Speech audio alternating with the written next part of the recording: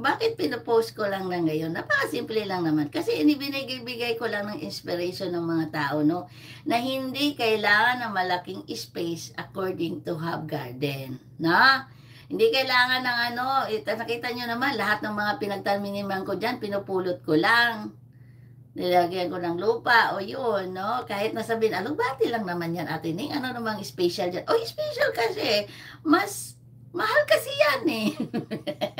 Kanilang puno lang, no? Nakapagbigay tayo, nakapag-share. So, yun ang mga point ko, no? Hindi naman natin inalako yan dahil gusto mo lang ipagmayaban na, ano, to give inspire to people na hindi naman kailangan malaking space, hindi kailangan na mayroon akong ganito at ining, hindi po. Kasi may mga gulay na pwede ilagay sa loob ng bahay, basta may mainit lang. Ilagay mo lang sa may bintana na naarawan, ganyan. Diba? So, yeah. Kaya nga yung ibang mga, halimbawa, yung alugbati ko na talagang, pinasok ko sa bahay dahil nag-winter. So, habang nandoon siya, wala siya masyadong dahon dahil nga winter. Pero, yung stock nun, buhay na buhay, pwede ko pa siyang itusok-tusok kahit saan. Nag-umpisa lang yan sa stock. Yung mismong niya, ang tawag ba nun? Yung pinutubuan ng dahon, ano ba tawag dyan? Oh. Yun, itutusok-tusok ko lang naman yun. Tapos nagkaroon siya ng, ano ba doon? Liso sa buwas, Bisaya, liso, o seeds. Yun. Tapos nilagay-lagay ko lang dyan. O, di tumubo. O, di ba? O, tangkay. O, di, salamat. Yun, di ba? Wala na naman. Hindi ko, tangkay. O, di ba? O, tangkay. O, tangkay lang yan. Lahat ng mga puro lang, bunot-bunot ko. Kaya yung sabi ko yung sa background ko, hinihintay ko yung may-ari dyan na makikita ko sa labas. Dahil hihingi ako kahit isang peraso para itutusok-tusok.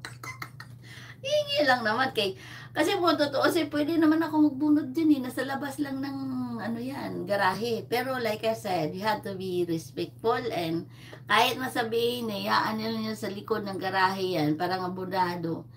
Hindi niya binunot ibig sabihin gusto niyang i-keep. So, we have to be talaga, no? Hihingiin mo, manghingi ka, hindi naman siguro, kung hindi magbigay, di wala tayong magagawa. At least nagpaalam tayo. Mas maganda pa rin magpaalam talaga. Yes, di ba? Magpaalam talaga tayo. Baka naman dahil lang sa bulaklak na isang piraso, mapunta tayo sa sa lispo. Ay, Ginoo ko.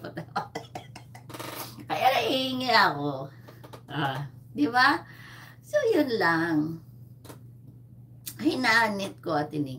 O siya mga dear, yun lang po ang ating talking for today's video. It's about lahat ng bagay pwede natin i-enjoy kasi life is short. So, lahat ng mga kunting nakaalaman natin, kahit ano pang pinagdaanan natin, we appreciate na kung ano man ang blessing na dumating sa atin. Lahat naman yun ng mga bagay hindi naman tayo nagmamadali, di ba? Pero kailangan natin madaliin ang natin, pagkaintindi sa mga bawat tao. No? Kasi hindi mo alam yung mga pinagdaanan nila. Marami tayong mga bagay na hindi natin naintindihan. Pero intindihin natin kasi nga po, madali lang po ang buhay. To be happy lang ang kailangan natin. Kahit sabi ko nga kanina na kahit yung loob-loob mo ay medyo mayroong hindi may kapinagdaanan, pero ingiti mo lang. Kasi the end of the day, ikaw pa rin ang dyan Ikaw pa rin ang may kasagutan kung ano man, bakit nakasimangot ka, bakit masaya ka, bakit anong nakikita mong maganda sa paligid mo, di ba? Life is beautiful talaga. So, thank you all for watching mga dear. And salamat sa inyong panonood. So, kung ano-ano naman pinag-usapan natin. So, like kasi ang gusto ko dito, makikita ko katulad sa inyo, nakikita ko yung mga bagay na kung ano na i-share nyo dito. So, lahat, hindi lang ako natututo, kundi kayo. So, pareho tayo may natutunan sa bawat isa. Yun ang gusto ko dito, no?